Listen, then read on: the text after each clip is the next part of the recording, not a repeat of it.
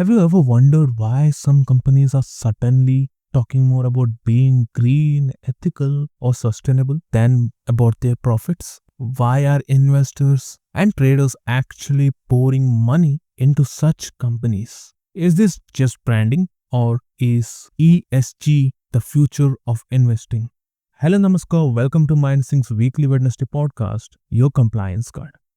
Today, we are diving deep into ESG. Now, I know it sounds like a corporate jargon, but trust me, once you understand how ESG works, you will see why it's shaping not just companies' policies, but also stock market, investments, and even the way your trading app highlights certain companies as sustainable picks. Now, let's start with the basics.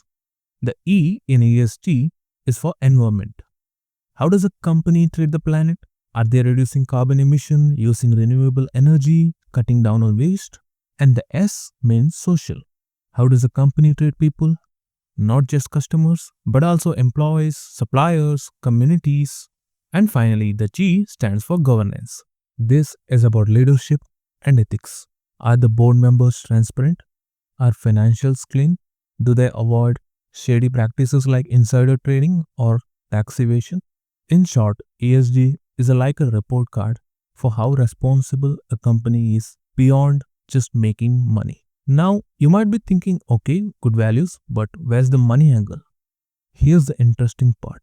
Investors today believe companies with strong ESG practices are safer bets for the long run. Think about it. A company ignoring environmental issue could face fines, bans, or a bad press. A company with poor governance might collapse overnight in a fraud scandal. On the other hand, companies focusing on sustainability might not only avoid risk, but also unlock new opportunities. That's why mutual funds, pension funds, even retail investors like you and me are paying attention to ESG ratings.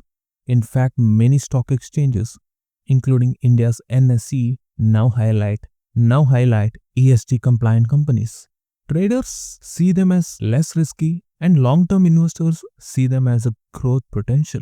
Globally, ESG investing is booming. Trillions of dollars are being parked in ESG funds. In India, too, SEBI has made ESG disclosures mandatory for the top 1,000 listed companies.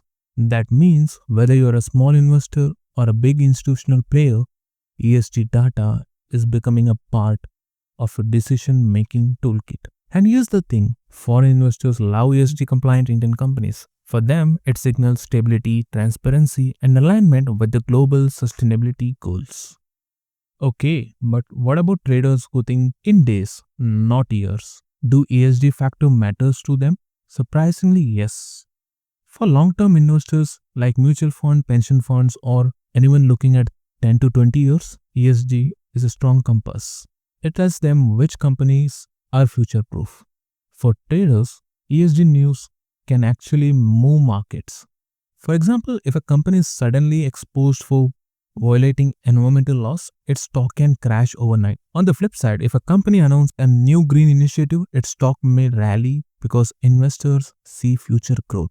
So whether you're holding for decade or trading intraday, ESG is starting to shape stock movements. But let's be real, ESG isn't perfect. Some companies use it as a buzzword, something called greenwashing, where they exaggerate their eco-friendly efforts to look good.